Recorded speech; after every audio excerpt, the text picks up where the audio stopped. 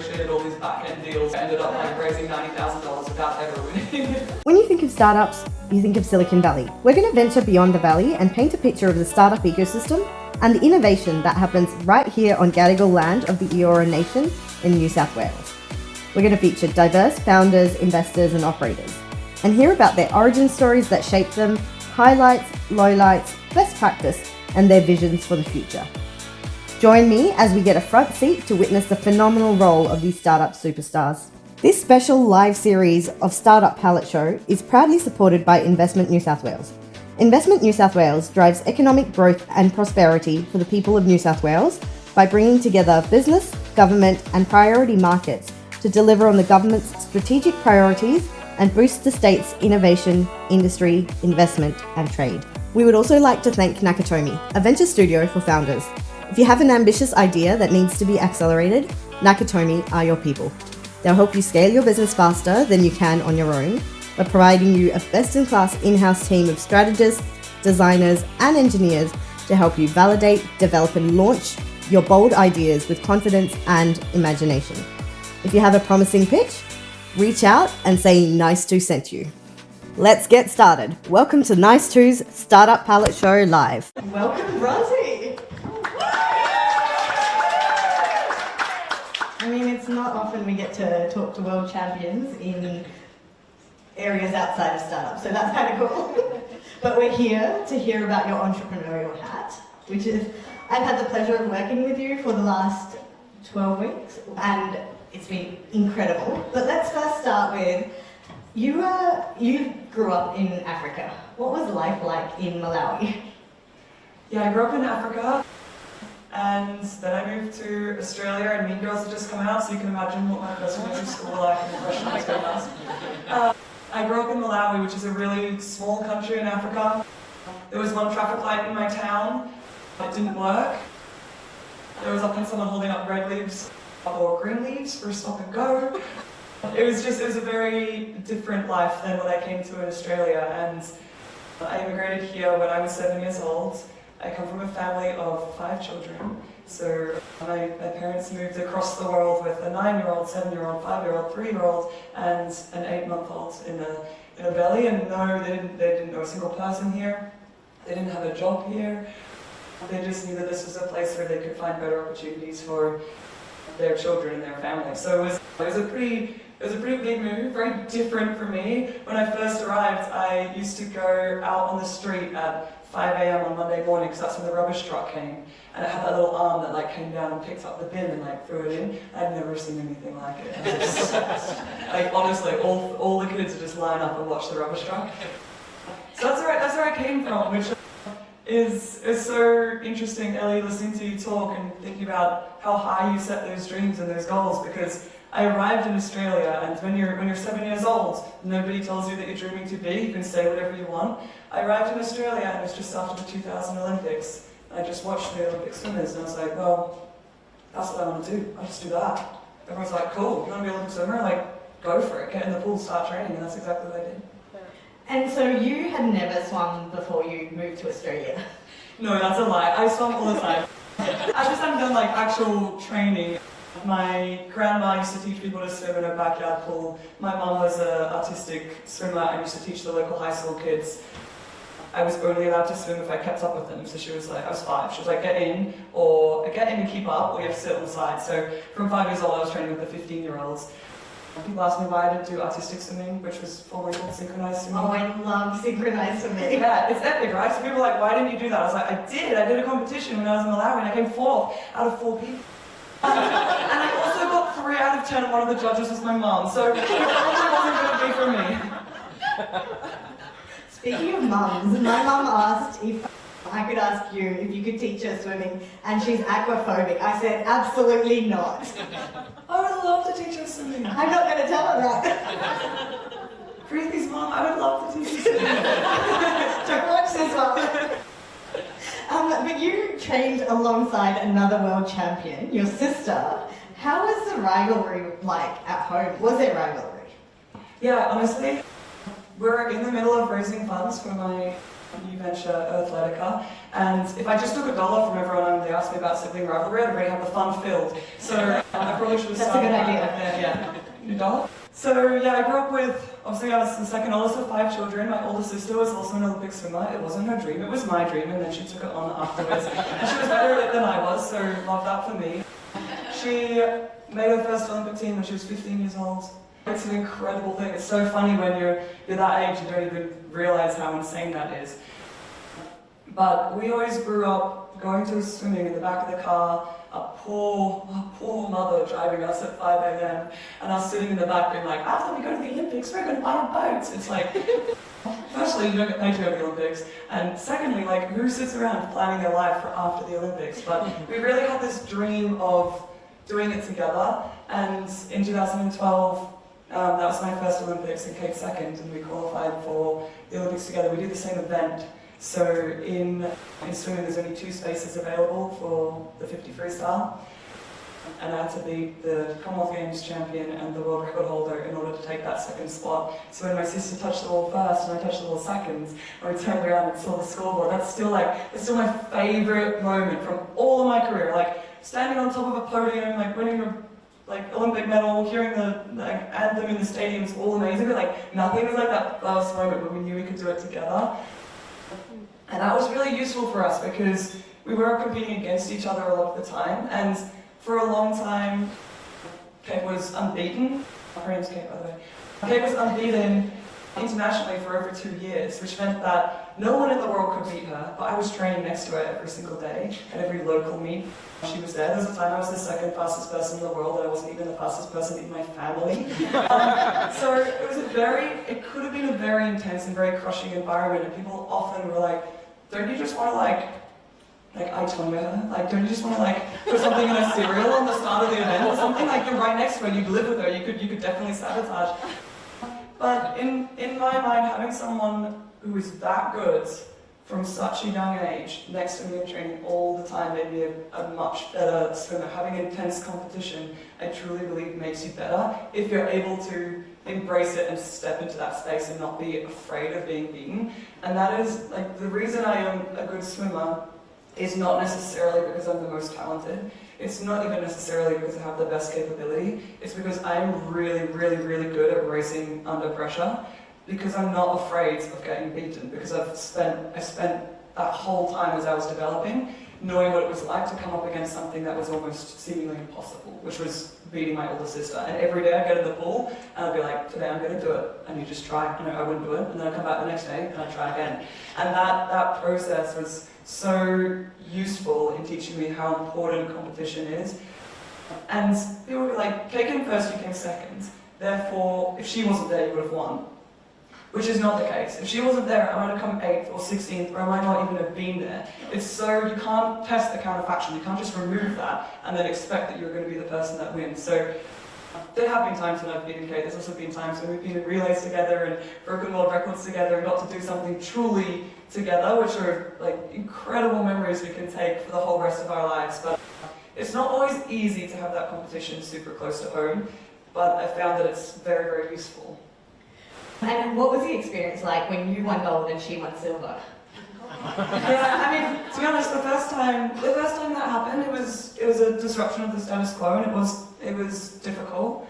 That was in 2015. I won World Championships, and she came 3rd in the 100 freestyle. But the also other important thing to realize is that, like, it wasn't just the 2 of us competing. There was us plus 6 other people in the final. So we did always have this feeling of like it was us against the world, and if you didn't have the race that you wanted, it was like so powerful to be able to turn and see that someone you loved best in the world was having the race that they wanted. So it definitely wasn't always easy, but it was nice. It's like, if it couldn't be me, I'm so glad it was you.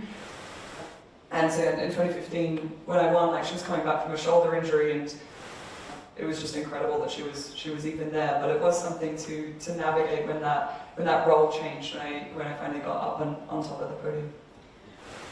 It's really funny. So when you put a Coke vending machine next to a Pepsi vending machine, they both do better. So it's kind of the same here. Am I Coke or Pepsi? I'm not sure. I prefer to be Coke, please. Sure, you're Coke. Kate's not here, so she's Pepsi. What was life like as a consultant at UI while being a Olympic swimmer? I decided I wanted to be an Olympic swimmer when I was 7 years old. I qualified for my first team when I was 17. And then in 2021, when I was 28, I had just finished up in Tokyo, and I realized I'd been doing the same thing for a really, really long time. My body was pretty broken as well. Swimming's supposed to be a non-impact sport, but like I do 19,000 swim strokes a week, and I've been doing that since I was 10. So at some point that adds up to impact. I haven't actually added up how many strokes that is, but it's like many. I've at least swum around the world once, if not others. So after 2021 Olympics, I definitely needed a break physically and mentally to do something different. I finished my business degree, and I got a job working at EY doing business consulting. And what I really loved there was the ability to try lots of different areas and really cut through this like corporate speak that was really impenetrable to me.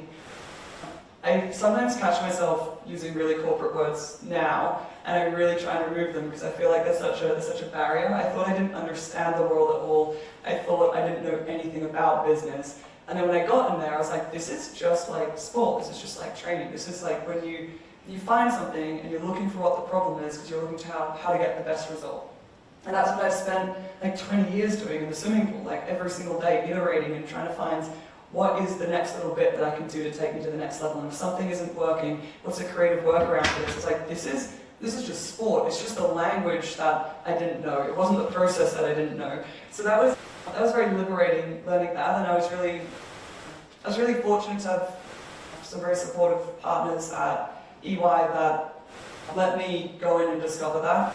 Coming in as someone who had a profile and had a background in sport, I saw a real danger of getting used as a bit of a mascot and just getting like trotted out for events, which had actually happened to my sister in another consulting firm, where she never even got to do the work and never got to discover anything. She just sort of got brand associated, which was not at all what I wanted. So I got to do some really interesting things with Queensland Health, and I ended up working in IT a lot. I didn't know anything about IT, but I realized that the mindset that I brought from sport, it didn't really matter what the problem was I was solving, as long as there was someone that had deep knowledge of what the hell an Adobe stack is.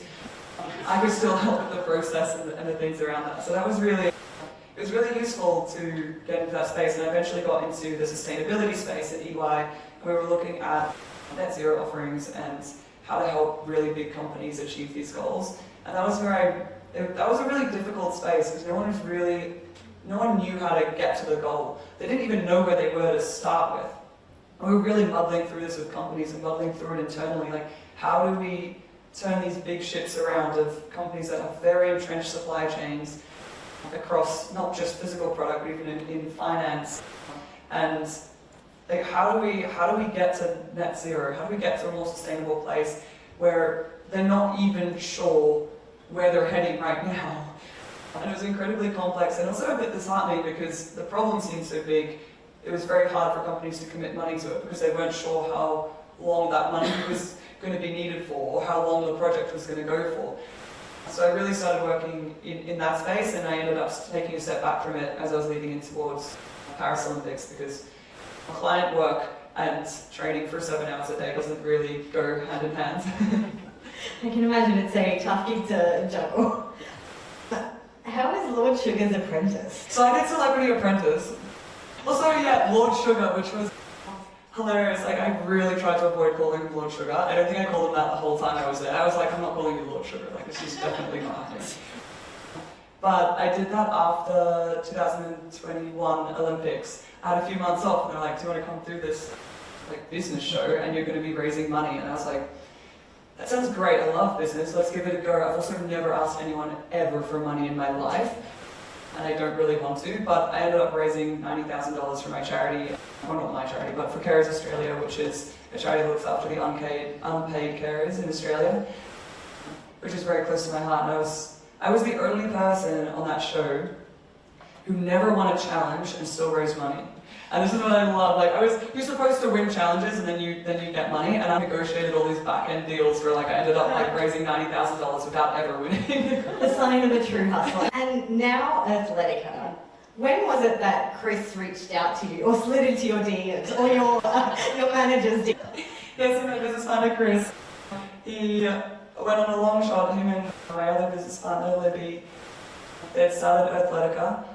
They were looking at activewear and the fact that no one was doing anything meaningfully sustainable, maybe doing one product or one item, but no one was looking across their entire range. And for the reasons that I'd been thinking about back when I was at EY, it's very hard to turn an entire supply chain around when you do $9.6 billion in sales, and those are reliant on a very synthetic supply chain, and all the jobs that sit alongside that are reliant on that.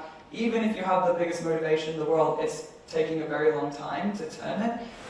And activewear is the third highest contributor to plastic waste. It's massive. It's 42 million tons a year. So it was an industry that really needed a shake-up, and Chris and Libby had got together and been like, we need to do something different. Let's try to build sustainability from the ground up and build it into all the practices, because there's obviously many different layers of it. There's inventory practices, which there's a Netflix documentary out at the moment, which is horrific, so if you're going to be shocked, go watch that. And then there's also what happens to a product at the end of its life. So trying to figure out how we can address all these different areas. So Chris just loves to go for the long shot and was like, okay, great, he'd seen some of the work I was doing with WWF around conservation and the fact that I was interested in business, and I was deep in my prep for Paris Olympics, and he just reached out to my manager and was like, oh, would Prince want to be involved with Earthletica? I mean, I'm really surprised my manager passed it on to me, to be honest. I thought he was supposed to gatekeep a bit better than that. Not accepting invitation from randoms. I met with Chris a few times, and I met with Libby, and I really believed in what they were building. And to be honest, my pitch to them was not very attractive. I was like, look, I'm doing this swimming thing, and I've got very little time and energy. I want to be part of this, but you're just going to have to bear with me for another 10 months. And they did, and we started working together. I came on as a co-founder, and as soon as I got back from Paris, I've been full-time in the business, and it's been incredible. It's something I really strongly believe in, and from the age of 7, I had a dream of something I wanted to do, and I just followed that passion and that instinct, and I really like the idea of keeping on doing that. So these randoms now became friends and co-founders, which is great. Thank goodness that happened. What is it like building a brand from ground up that is particularly focused on impact, and you're also looking at the supply chain from end to end? Yeah, it's obviously more challenging than just doing it the way that it's always been done. But I think that I'm very used to things being more challenging than the way that they used to be done. Even within my swimming career, my coach started doing things very different from the start.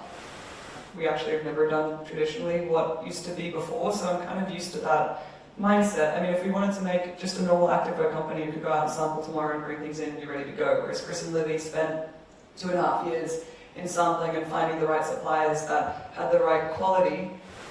We really strongly believe that as a consumer, you shouldn't have to compromise on quality to shop sustainably. The options should be just as good, because the technology actually exists. It just takes a little bit more effort to find it. So they've spent a good few years in R&D finding the right people to work with. And then we've just continued to find these incredible people, like the ex-VP of Innovation at Patagonia came on and introduced us to all the great suppliers. We all know what a great job Patagonia has done, and the ethos of building something as a responsible company, which we really identify with, because you're a company, you're making things. It's very hard to say we're completely sustainable, but what we want to do is make more responsible choices, and the more people we can get switching to that more responsible choice, not just because it's sustainable, because it's quality, and because it's stylish, and because it's comfortable, and because they feel elevated, and because they feel empowered wearing it, and also because of the sustainability. It's not the only leads on the product. It has to be goods all by itself, and then making more responsible choices as we go. And it's such a big, overwhelming thing. Like when I say sustainability, like honestly, everyone's eyes are glazing over, right? They're like, I don't even know what that word means. It means like a million different things. So what we look at is the plastic that's in activewear, and most brands would use unrecycled plastics. The plastic's created purely for that fabric. We'd use recycled plastic in all of our garments, so every single one of them, and that's not enough for us. So we're like, okay, cool, what's the next thing we can try to do?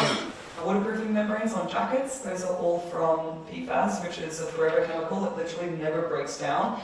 I found a company That was the first in the world to produce a plant-based waterproof membrane, and we were the first people in the world to bring that to market. The technology exists, it's just that nobody is out there hunting for it and using it and bringing it in quickly. Like, someone else could definitely have done this.